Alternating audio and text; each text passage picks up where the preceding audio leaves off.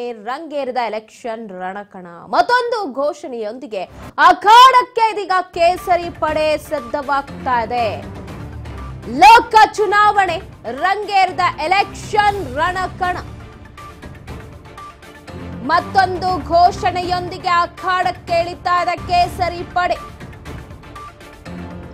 ಯಾವುದೇ ಕುಟುಂಬ ಇಲ್ಲ ಎಂದಿದ್ದ ಲಾಲುಗೆ ಕೌಂಟರ್ ಕೊಟ್ಟಿದ್ದಾರೆ. ದೇಶ ಹೇಳ್ತಿದೆ ನಾನು ಮೋದಿ ಪರವಾದ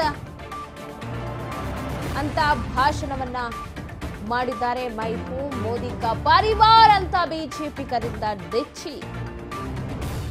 ಲೋಕಸಭೆ ಚುನಾವಣೆ ರಂಗೇರಿದ ಎಲೆಕ್ಷನ್ ರಣಕಣ. ಲಾಲು ಕೌಂಟರ್ ಕೊಟ್ಟಿದ್ದಾರೆ ಬಿಜೆಪಿಯ ನಾಯಕರು.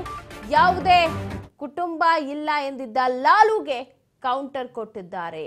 ಅಖಾಡಕ್ಕೆ ಕೇಸರಿ ಪಡೆ ಇದೀಗ ಸಿದ್ಧವಾಗಿದೆ.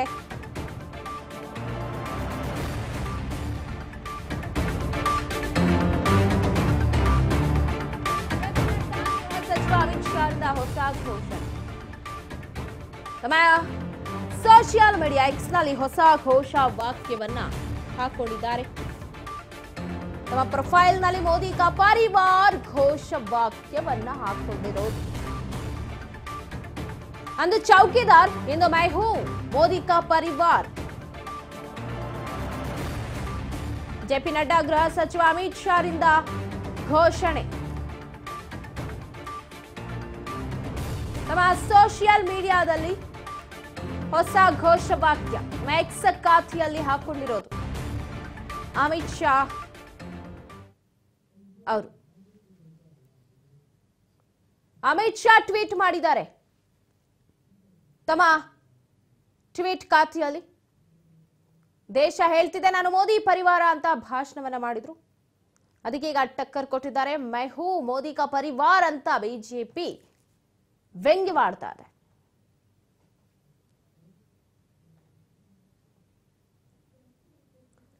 ಜೆಪಿ ನಡ್ಡಾ ಗೃಹ ಸಚಿವ ಅಮಿತ್ ಶಾ ರಿಂದ ಹೊಸ ಘೋಷಣೆ. ತಮ್ಮ ಟ್ವೀಟ್ ಖಾತೆಯಲ್ಲಿ ಹೊಸ ಘೋಷವಾಕ್ಯವನ್ನ ಬರೆದುಕೊಂಡಿದ್ದಾರೆ. ಮೈ ಹೂ ಮೋದಿ ಕಾ ಪರಿವಾರ್ ಅಂತ ಬರೆದುಕೊಂಡಿರೋದು.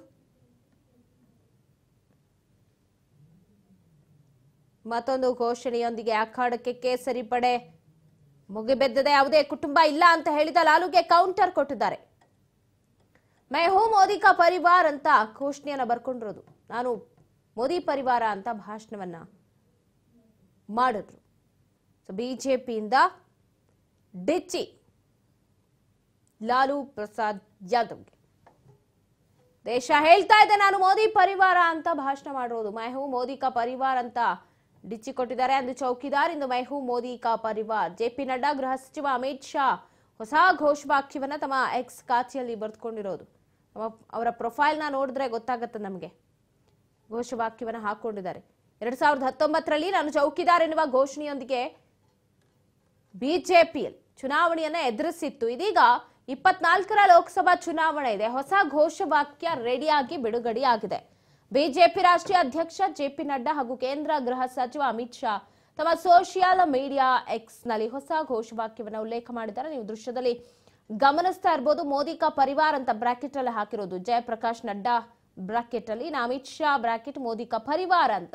ಲೋಕಸಭೆಗೆ ಹೊಸ ಸ್ಲೋಗನ್ ಇದು.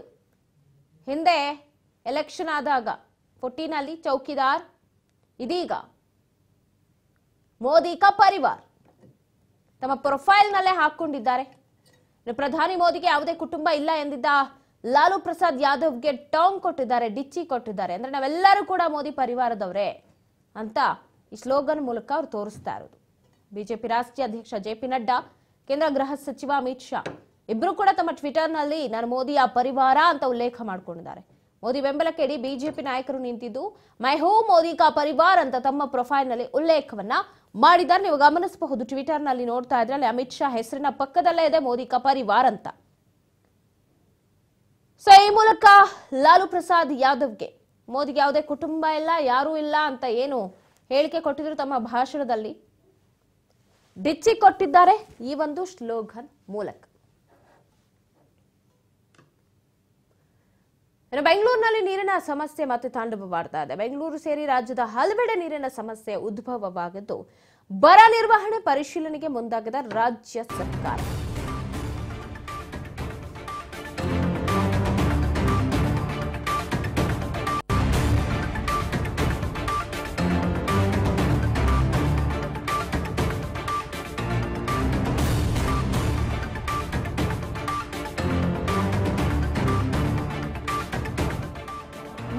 ಸಮಸ್ಯೆ ಕುರಿತು ಜಿಲ್ಲಾಧಿಕಾರಿಗಳ ಜೊತೆ ಸಿಎಂ ಸಿದ್ದು ವಿಡಿಯೋ ಕಾನ್ಫರೆನ್ಸ್ ಅನ್ನ ಮಾಡ್ತಿದ್ದಾರೆ.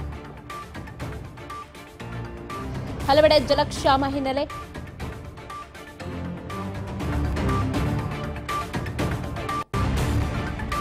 ಸಭೆಯನ್ನ ಮಾಡ್ತಿದ್ದಾರೆ. ವಿಡಿಯೋ ಕಾನ್ಫರೆನ್ಸ್ ಮೂಲಕ, ವರ್ಚುವಲ್ ಮೂಲಕ ಸಭೆಯನ್ನ ಮಾಡ್ತಾ ಇರೋದು.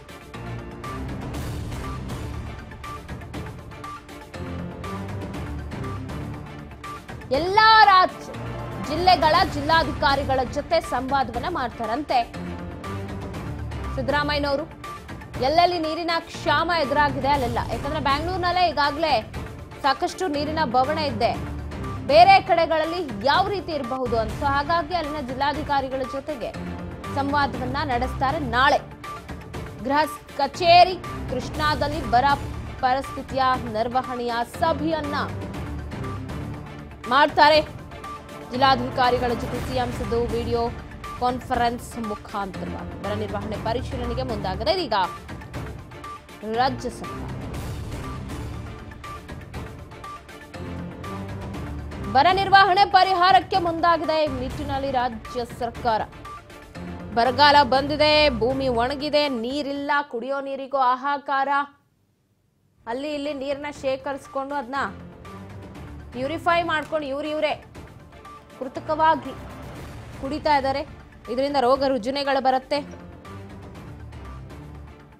ಎಲ್ಲ ವಿಚಾರದಿಂದ ನಾಳೆ ಸಿಎಂ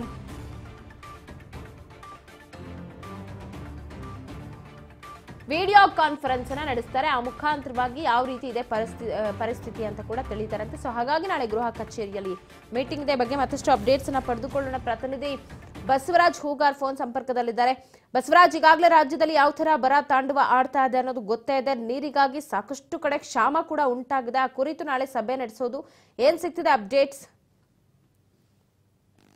ಪವಿತ್ರ, ಈಗಾಗಲೇ ರಾಜ್ಯದಲ್ಲಿ ಕೂಡ ಬರಗಾಲ ಕೂಡ ಉಂಟಾಗಿರುವಂತದ್ದು. ಇದಕ್ಕೆ ಸಂಬಂಧಪಟ್ಟಂತೆ ರಾಜ್ಯ ಸರ್ಕಾರ ಕೂಡ ಸಕಲ ಕೆಲವೊಂದಿಷ್ಟು ಭಾಗಗಳಲ್ಲಿ ತಯಾರಿ ಕೂಡ ನಡೆಸಿದೆ. ಇನ್ನು ಕೆಲವೊಂದಿಷ್ಟು ಕಡೆಗಳಲ್ಲಿ ಸಾಕಷ್ಟು ಒಂದ್ ಕಡೆ ಬೆಂಗಳೂರು ಸೇರಿದಂತೆ ಹಲವು ಕಡೆಯೂ ಕೂಡ ನೀರಿನ ಸಮಸ್ಯೆ ಕೂಡ ಎದುರಾಗಿದೆ. ಇನ್ನೊಂದು ಕಡೆ ಜಾನುವಾರುಗಳ ಮೇವಿನ ಸಮಸ್ಯೆ ಕೂಡ ಎದುರಾಗಿರುವಂತದ್ದು. ಪ್ರಮುಖವಾಗಿ ಕುಡಿಯುವ ನೀರಿನ ಸಮಸ್ಯೆ ಹೆಚ್ಚಾಗಿರುವಂತದ್ದು. ಇದಕ್ಕೆ ಸಂಬಂಧಪಟ್ಟಂತೆ ಸಾಕಷ್ಟು ಒಂದ್ ಕಡೆ ಈಗಾಗಲೇ ಕಂದಾಯ ಸಚಿವರು ಮತ್ತೆ ಕೃಷಿ ಸಚಿವರು ಸೇರಿದಂತೆ ಸಿಎಂ ಸಿದ್ದರಾಮಯ್ಯವರು ಕೂಡ ಈಗಾಗಲೇ ಅಧಿಕಾರಿಗಳ ಜೊತೆ ಸಭೆ ಕೂಡ ಮಾಡಿದ್ದಾರೆ. ರಾಜ್ಯದಲ್ಲಿ ಯಾವ್ಯಾವ ಜಿಲ್ಲೆಗಳಲ್ಲಿ ನೀರಿನ ಬರ ಮತ್ತೆ ಈಗಾಗಲೇ ಕೆಲವೊಂದಿಷ್ಟು ಕಡೆಗಳಲ್ಲಿ ಮೇವು, ಜಾನುವಾರುಗಳಿಗೆ ಮೇವಿನ ಕೊರತೆ ಆಗಿರ್ಬೋದು, ಇವೆಲ್ಲವೂ ಕೂಡ ಸಾಕಷ್ಟು ಒಂದ್ ಕಡೆ ಸಮಸ್ಯೆ ಇರುವಂತಹ ಜಿಲ್ಲೆಗಳಿಗೆ ಸಂಬಂಧಪಟ್ಟಂತ ಅಧಿಕಾರಿಗಳು ಕೂಡ ಭೇಟಿ ಕೊಡಬೇಕು. ಅಲ್ಲಿರ್ತಕ್ಕಂಥ ಸಮಸ್ಯೆಗಳನ್ನ ಪರಿಹಾರ ಮಾಡುವಂತ ನಿಟ್ಟಿನಲ್ಲಿ ಸರ್ಕಾರ ಮುಂದಾಗಬೇಕು ಅನ್ನುವಂಥದ್ದು ಈಗಾಗಲೇ ಅಧಿಕಾರಿಗಳಿಗೆ ಮೊನ್ನೆ ತಾನೇ ಕಂದಾಯ ಸಚಿವರಾಗಿರ್ತಕ್ಕಂಥ ಕೃಷ್ಣ ಬೈರೇಗೌಡರು ಕೂಡ ಎಲ್ಲ ಜಿಲ್ಲಾಧಿಕಾರಿಗಳ ಜೊತೆ ಸಭೆ ನಡೆಸಿ ಸೂಕ್ತವಾಗಿರ್ತಕ್ಕಂಥ ಸೂಚನೆಗಳನ್ನು ಕೂಡ ಕೊಟ್ಟಿದ್ದಾರೆ. ಆದ್ರೆ ಇದೀಗ ನೀರಿನ ಸಮಸ್ಯೆ ಬೆಂಗಳೂರು ಸೇರಿದಂತೆ ಹಲವು ಕಡೆ ಕೂಡ ಆಗಿರುವಂತದ್ದು. ಹಾಗಾಗಿ ವಿಡಿಯೋ ಕಾನ್ಫರೆನ್ಸ್ ಮುಖಾಂತರ ಕೂಡ ನಾಳೆ ಕೂಡ ಸಭೆ ಮಾಡುವಂತ ಸಾಧ್ಯತೆ ಕೂಡ ಇರುವಂತದ್ದು. ಆ ಒಂದು ಸಭೆಯಲ್ಲಿ ಪ್ರಮುಖವಾಗಿ ರಾಜ್ಯದಲ್ಲಿರ್ತಕ್ಕಂಥ ಈಗಾಗಲೇ ಬರಗಾಲದ ಸಂಬಂಧಪಟ್ಟಂತೆ ಅವೆಲ್ಲ ಕ್ರಮಗಳನ್ನ ಕೈಗೊಂಡಿದ್ದಾರೆ. ಮತ್ತೆ ಈಗಾಗಲೇ ಜಿಲ್ಲಾಧಿಕಾರಿಗಳ ಒಂದು ಅಡಿಯಲ್ಲಿ ಬರ ನಿರ್ವಹಣೆ ಮಾಡ್ಲಿಕ್ಕೆ ಹಣವನ್ನು ಕೂಡ ಸರ್ಕಾರ ಒದಗಿಸಿ ಕೊಟ್ಟಿದೆ. ಅದನ್ನ ಯಾವ ರೀತಿಯಾಗಿ ಅದನ್ನ ಬಳಸ್ಕೊಳ್ತಾ ಇದ್ದಾರೆ ಮತ್ತೆ ಯಾವ ರೀತಿಯಾಗಿ ಕ್ರಮವನ್ನ ಕೈಗೊಂಡಿದ್ದಾರೆ ಅನ್ನುವಂತ ಮಾಹಿತಿಯನ್ನು ಕೂಡ ಪಡೆದಿದ್ದಾರೆ. ಮತ್ತೆ ಇನ್ನು ಪ್ರಮುಖವಾಗಿ ಈಗಾಗಲೇ ಕೆಲವೊಂದಿಷ್ಟು ಕಡೆಗಳಲ್ಲಿ ಈಗಾಗಲೇ ಕೇಂದ್ರ ಸರ್ಕಾರದಿಂದ ಇನ್ನೂ ಕೂಡ ಬರಗಾಲ ಹಣ ಬಂದಿಲ್ಲ. ಆದ್ರೆ ರಾಜ್ಯ ಸರ್ಕಾರದಿಂದಲೂ ಕೂಡ ಬರೀ ಈಗಾಗಲೇ ರೈತರಿಗೆ 2,000 ರೂಪಾಯಿ ಹಣವನ್ನು ಮಾತ್ರ ಕೊಡ್ತಾ ಇದ್ದಾರೆ. ಆದ್ರೆ ಇನ್ನೂ ಕೂಡ ಹಲವು ಬರ ಪರಿಹಾರಕ್ಕಾಗಿ ಸಾಕಷ್ಟು ಒಂದ್ ಕಡೆ ಬೆಳೆ ವಿಮೆ ಸಂಬಂಧಪಟ್ಟಂತ ಬರ ಪರಿಹಾರಕ್ಕೂ ಕೂಡ ರೈತರು ಈಗಾಗಲೇ ಸರ್ಕಾರದಕ್ಕೆ ಒಂದು ಆಗ್ರಹ ಮಾಡಿದ್ದಾರೆ. ಆದ್ರೆ ಸರ್ಕಾರ ಈ ಬಗ್ಗೆ ಕೆಲವಷ್ಟು ನಿರ್ಣಯ ತೆಗೆದುಕೊಂಡು ಮತ್ತೊಂದಿಷ್ಟು ಸೌಲಭ್ಯಗಳನ್ನ ಅಥವಾ ಬರ ನಿರ್ವಹಣೆ ಅಡಿಯಲ್ಲಿ ಹಣವನ್ನ ಬಿಡುಗಡೆ ಮಾಡಬೇಕು ಅನ್ನುವಂತ ಲೆಕ್ಕಾಚಾರ ಕೂಡ ಹಾಕೊಂಡಿದ್ದಾರೆ. ಹಾಗಾಗಿ ನಾಳೆ ನಡೆಯುವಂತ ಒಂದಿಷ್ಟು ಸಭೆಯಲ್ಲಿ ಇದೆಲ್ಲವೂ ಕೂಡ ಚರ್ಚೆಯಾಗಿ ಒಂದು ಅಂತಿಮವಾಗಿರ್ತಕ್ಕಂಥ ಬರ ನಿರ್ವಹಣೆಗೆ ಸಂಬಂಧಪಟ್ಟಂತೆ ಹೆಚ್ಚುವರಿ ಹಣವನ್ನ ಬಿಡುಗಡೆ ಮಾಡ್ಲಿಕ್ಕೆ ಚರ್ಚೆ ಕೂಡ ನಡೆಸುವಂತದ್ದು. ಪವಿತ್ರ, ಎಸ್ ಬಸವರಾಜ್, ಈಗಾಗಲೇ ಬಹಳಷ್ಟು ಕಡೆ ನೋಡಿ ನಮಗೆ ಬ್ಯಾಂಗ್ಳೂರ್ನಲ್ಲೇ ಇಷ್ಟೊಂದು ಕ್ಷಾಮ ಇದೆ.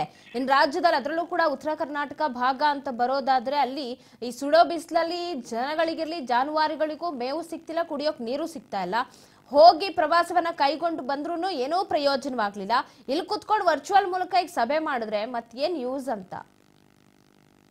ಪವಿತ್ರ, ಈಗಾಗಲೇ ಕೇಂದ್ರ ಸರ್ಕಾರಕ್ಕೆ NDRF ಅಡಿಯಲ್ಲಿ ಹಣ ಬಿಡುಗಡೆ ಆಗ್ಬೇಕು. ಆದ್ರೆ ಇನ್ನು ಕೂಡ ಕೇಂದ್ರ ಸರ್ಕಾರ ಬಿಡುಗಡೆ ಮಾಡ್ತೀವಿ ಅಂತ ಹೇಳಿದ್ರೆ, ಆದ್ರೆ ಇನ್ನು ಕೂಡ ರಾಜ್ಯ ಸರ್ಕಾರಕ್ಕೆ ಬರಬೇಕಾಗಿರ್ತಕ್ಕಂಥ ಪಾಲನೆ ಕೂಡ ಇನ್ನು ಕೂಡ ಬಿಡುಗಡೆ ಮಾಡಿಲ್ಲ.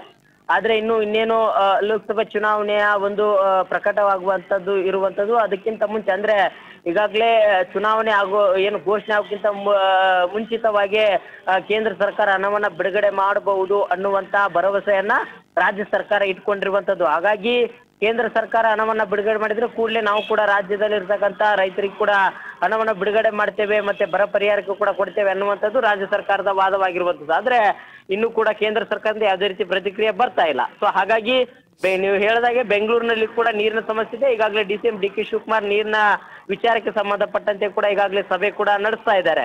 ಹಾಗಾಗಿ ರಾಜ್ಯದಲ್ಲೂ ಕೂಡ ಕೆಲವಷ್ಟು ಉತ್ತರ ಕರ್ನಾಟಕ ಭಾಗಗಳಲ್ಲಿ, ಅದರಲ್ಲೂ ಹೈದರಾಬಾದ್ ಕರ್ನಾಟಕ ಭಾಗಗಳಲ್ಲಿ ಈಗಾಗಲೇ ನೀರಿನ ಕೊರತೆ ಹೆಚ್ಚಾಗಿರುವಂತದ್ದು. ಸಾಕಷ್ಟು ಗ್ರಾಮಗಳಲ್ಲಿ ಟ್ಯಾಂಕರ್ ಮುಖಾಂತರ ನೀರನ್ನು ಕೂಡ ಸರಬರಾಜು ಮಾಡ್ತಾ ಇದ್ದಾರೆ. ಆದ್ರೂ ಕೂಡ ಕೆಲವಷ್ಟು ಕಡೆ ಸರ್ಕಾರ ಏನು ಖಾಸಗಿ ಬೋರ್ವೆಲ್ಗಳು ಕೂಡ ಬತ್ತಿ ಹೋಗುವಂತ ಸಂದರ್ಭ ಕೂಡ ಒದಗಿದೆ. ಹಾಗಾಗಿ ಒಂದಿಷ್ಟು ನೀರಿನ ಸಮಸ್ಯೆಯನ್ನ ಪರಿಹಾರ ಮಾಡುವಂತ ನಿಟ್ಟಿನಲ್ಲಿ ಸರ್ಕಾರ ಕೂಡ ಮುಂದಾಗಿರುವಂತದ್ದು.